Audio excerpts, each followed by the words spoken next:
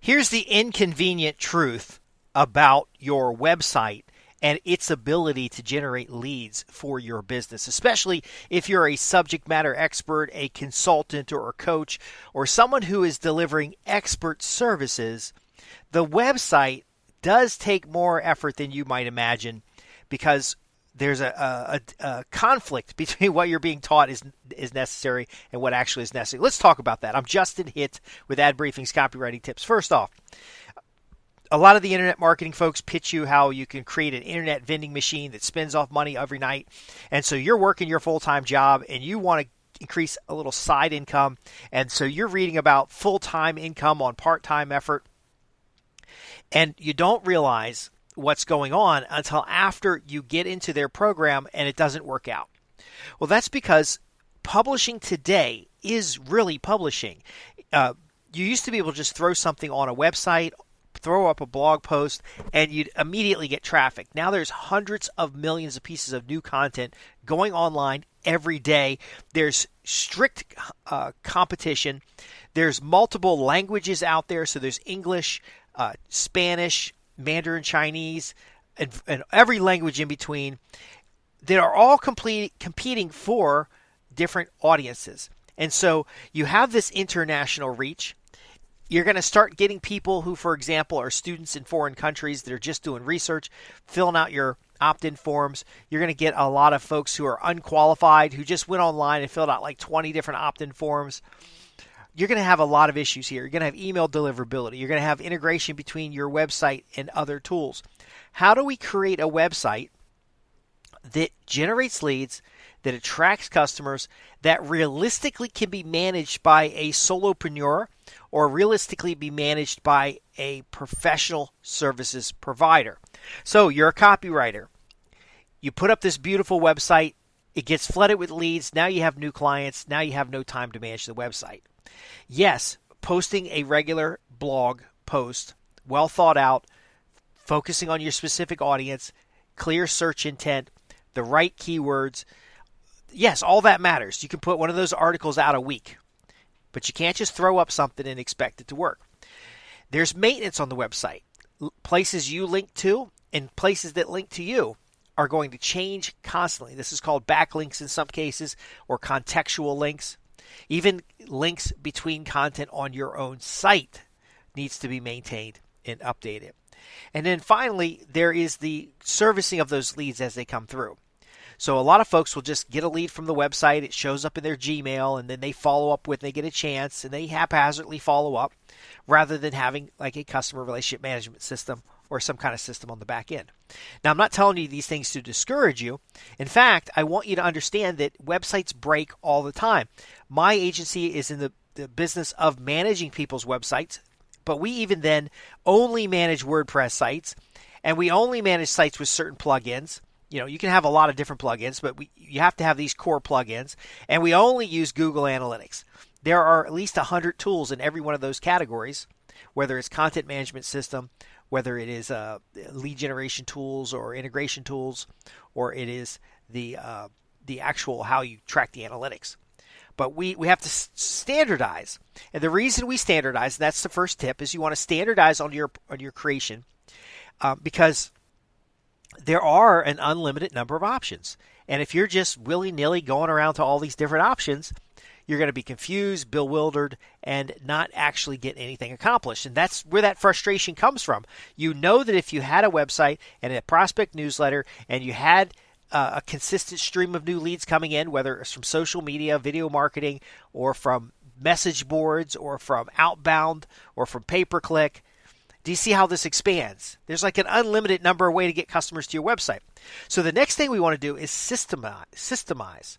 So we want to have a system for doing the things that we're going to do consistently. So if you're going to blog post, have an email newsletter, because you can automate some of the blog posting to go straight to email. You can also automate some of the blog posts to social media. If that's all you're going to do, then we want to have a clear, high-level, step-by-step approach to do this. How is it you're going to do this on your site? So maybe you're going to write a draft article on Monday. You're going to do a podcast about that draft on Tuesday. And then on Wednesday, you're going to do the show notes. And then by Thursday, it'll all be published online. You're going to dedicate 1 hour a day. When you sit down for that hour, you have specific things that you're going to do. It's going to streamline your activity by having systems. Now, in seeing that, you also now realize that, yeah, it does take a couple hours. And you may not even know that I left out a step. Because before you write, you want to make sure you have a clear buyer persona or customer avatar. And then you want to write headlines and make sure you're writing to the right person. So you're going to prepare to write. So that's 5 days, 1 hour each for an article. It's 5 hours. Are you spending 5 hours per article? Probably not. You're probably just slapping something up on the website and then being upset that it doesn't work. You might be hiring a contractor to do this. If they don't have a system, they're going to produce inconsistent work. Now, their system can be more involved because what we're doing, and this is the next tip, as we talk about in staffing arbitrage, is they can go out there and build a library of headlines, keywords, root keywords, audience personas specific to your website, and then they can pull off of that using better tools. Some of the tools that we use are we're probably $700-800 a month in tools to do things. It does automate stuff. It is less than hiring somebody, but it is still a part-time job to manage a single website. So just imagine, I've got a website that has a podcast tied to it, that has a newsletter tied to it, that has back-end offers tied to it. That's 4 things. If each of those 4 things take 5 hours a week to take care of, even though they're integrated and we've optimized it, that's 20 hours a week for one channel. Now, those channels syndicate into 48 different websites because, for example, YouTube also shows its my content on YouTube is also on Rumble, BitChute, and a couple other sites. My social content is on Facebook, Instagram, LinkedIn, Pinterest. It's on quite a few sites. By the way, it's badly on all these sites because it does take a lot of work. Because of the next tip, I'm going to tell you how you can make it more functional.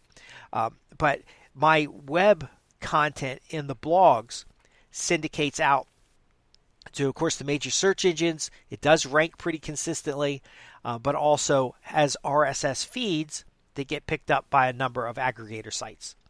Now, I promise you I'd give you something to help that make that a little bit smoother. Well, of course, having the system written down of what you're going to do. You're going to have ideas come up based on audience research. You're going to write drafts based on what you know your audience wants, matching search intent. So if they want information, you'll put together information, but that information always ties to a transaction or a commercial intent activity. If you're not sure what that is, we need to talk about that, because if you're just writing content because you like the content, doesn't mean anybody else is going to like it. You're going to have the keyword research and the thumbnails and all that stuff rounding out, plus show scripts if you do a podcast. And then finally, you're going to publish it on the website, but that's not the end, because next you're going to promote that content.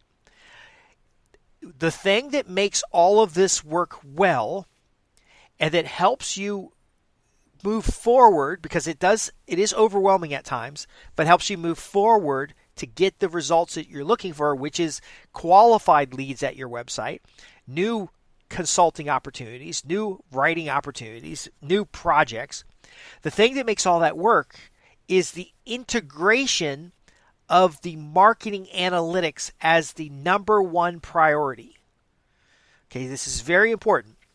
I don't put things on social media just to sling them out there. Now, I do have automation that will sling it out there, but my back end lets me know whether that new lead came from Twitter, or it came from LinkedIn, or it came from YouTube, or it came from Truth Social, or it came from Telegram, or any of the hundreds of other places this content may end up.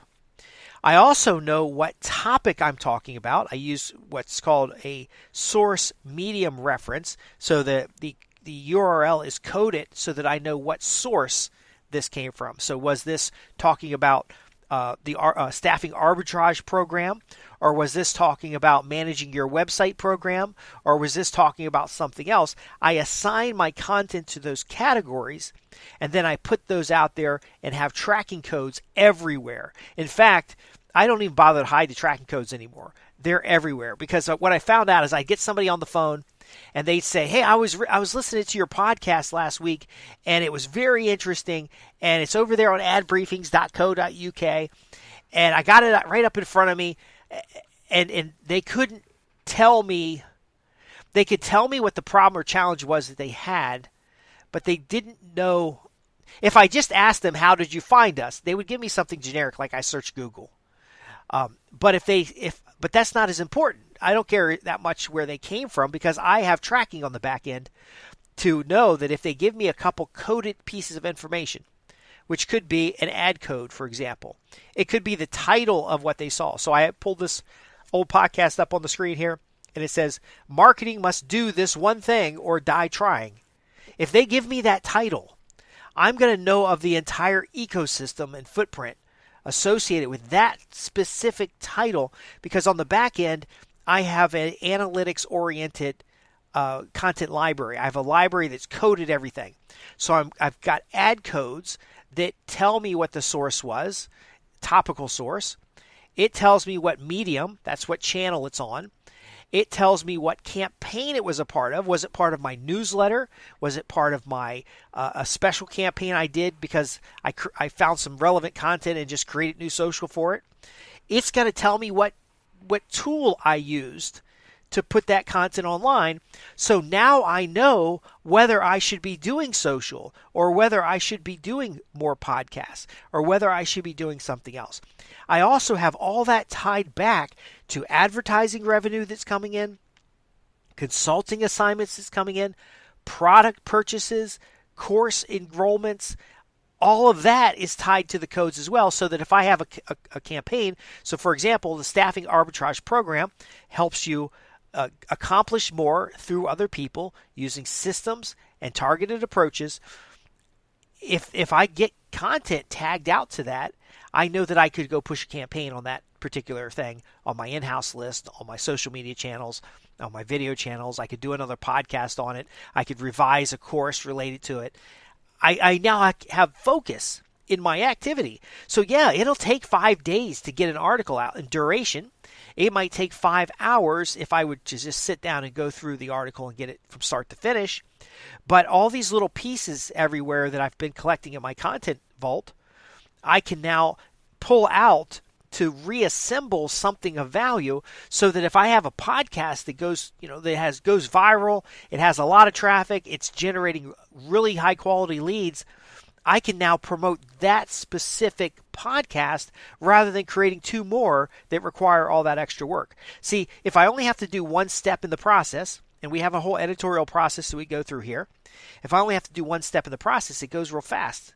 So if all I've got to do is promote past content, it's faster. So what we're doing lately is we're actually going through our libraries of content that are published. So the membership site has hundreds of articles. And so now we're going through those hundreds of articles, and we're creating social media posts. Some of these articles were written in 1996, before Facebook. I think there was MySpace back then, or some message boards or something. But essentially, we're going through all the old content. We're refreshing it for our current standards. So that takes an hour, 2 hours maybe. Headline research. We're doing keyword research. We're putting all that into a library. We're clustering keywords. We're clustering content. And then we're going out to the marketplace in a fresh new way. Now, I do understand that a lot of you folks are just getting started. You don't have hundreds of articles on your blog. You don't have 500 podcast back episodes. So the optimization route may not be where you're going to go. However, the concepts of the optimization can be used on third-party content to start developing your own content, because someone clicking through on your social media page to someone else's high-quality content that is complementary to what you do is a micro action that moves them towards a lead, if you follow up now and then drive them to a landing page. So rather than a full blog post or a 40-minute video or a podcast, you promote somebody else's content that's complementary to your own, and then your follow-up drives them to a landing page where they can get more information, and then you can start that content creation journey with a specific set of leads. So again, we've talked about systems. We've talked about focusing on an audience. We've talked about putting them on a mailing list through leads. We've talked about automation. We've talked about all these activities. Now we can compress a lot more traction in a smaller period of time. So that same 5 hours it usually takes to get one blog post out can be a landing page and a couple of emails. The internet's more forgiving with emails, follow-ups. Generate some leads to determine if that topic is of interest to your audience by having the analytics in place. And then as you're doing that, you're documenting the operating system or the best practices or the steps you're going to take to complete this on a consistent fashion. And now you just skipped the content creation part and went straight to the lead generation part. Now, I will tell you, it's more passive to have content online, and having 500 podcasts gives me more options than having 5. But again, I didn't have the best quality on the old podcasts, so I can enhance them today. You might not have that option. So let me leave you with this one thing. I know I cover a lot in these podcasts. I'm somebody who's better on the phone working on a specific project than just giving you a broad, high-level approach to something.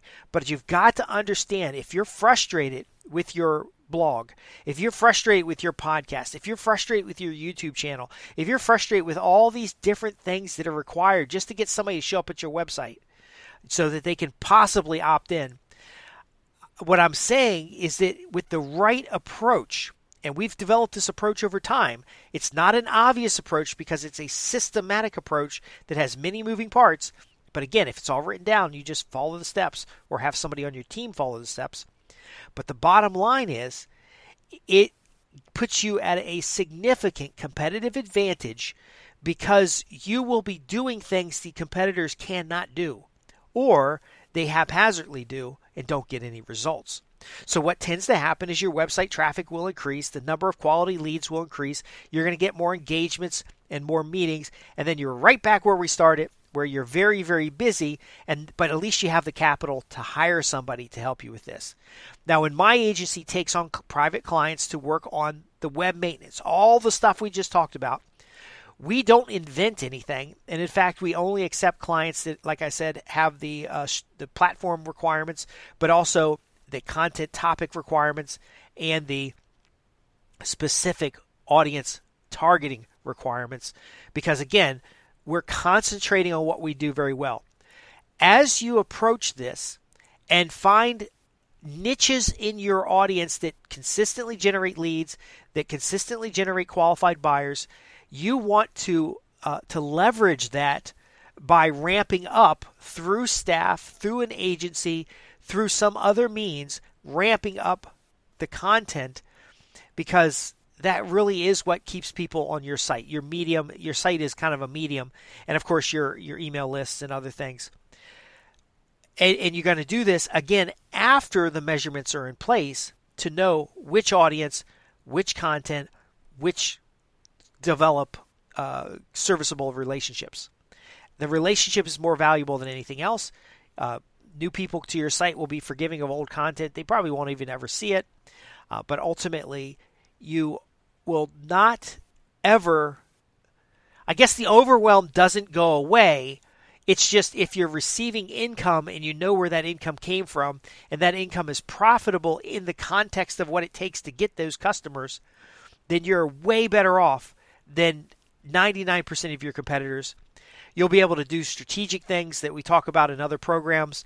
You'll be able to reach higher quality customers. So, of course, you can charge more, which gives you a higher profit margin despite your overhead increasing. And then it really does become systematic because you're going to have people that just take care of things. You're going to have a pipeline of content that goes out there. Not a lot of content, but you're going to have content that's meaningful to your audience, that generates leads, and you're going to know the difference. I'm Justin Hitt with Ad Briefing's Copywriting Tips, and I know when you pull back the curtain of what's actually going on a successful website, you know, there's a reason we get all the traffic that we get. There's a reason that we have all the reach that we have, and that our clients are able to do multiples of what we're able to do. And it's because I can assemble a team and assign it to do the work and have processes and measures and controls. Those are happening in the analytics to know what works and what doesn't, and then we focus our energy there. If you have questions about the practical implementation of what I've discussed today, visit us at www.adbriefings.co.uk. Go to the contact page, ask those questions. We also have a free newsletter and a lot of other resources that will help you create and keep profitable customers using words that sell.